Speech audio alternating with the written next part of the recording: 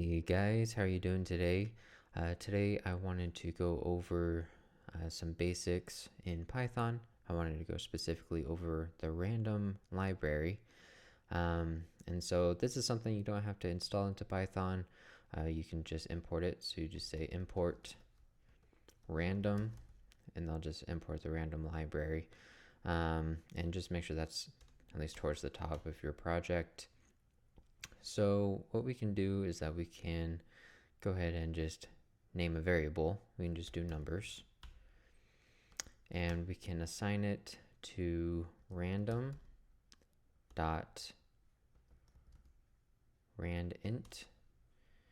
And this will be specifically for integers, so you won't get any decimals this way. And if you want to do some dice, for example, you can do 2 parameters, and this will be the range of the random numbers.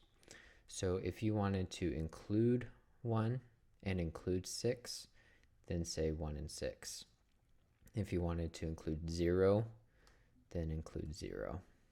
But in this case for dice, we want to do that. Okay, so let's go ahead and print it.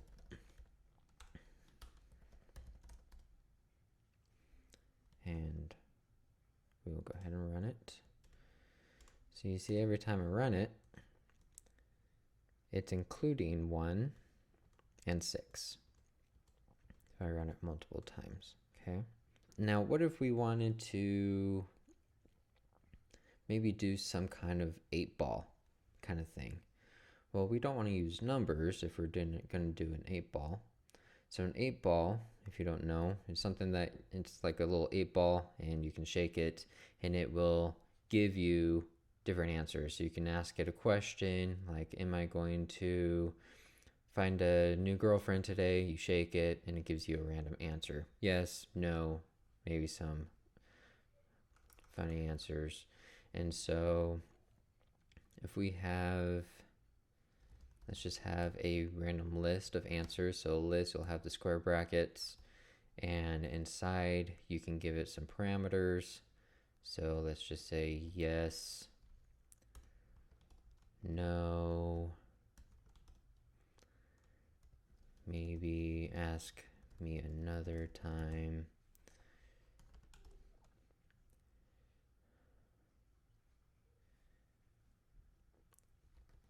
probably not,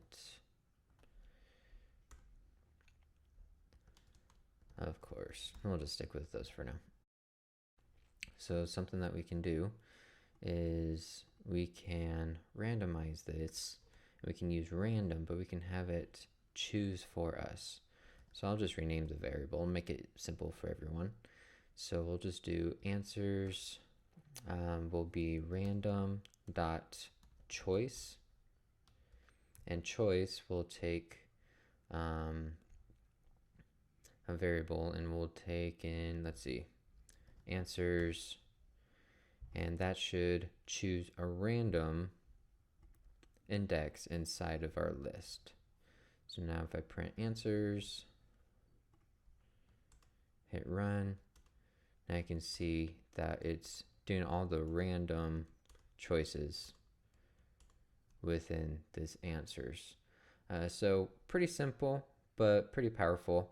It's something that I use a lot for different things. I would not use this if you're trying to encrypt like passwords and stuff like that.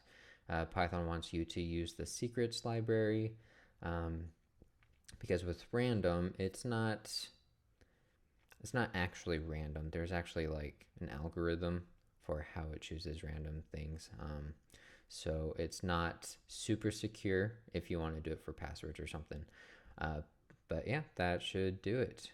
If you have any questions, let me know in the comments, and I'll see you guys later.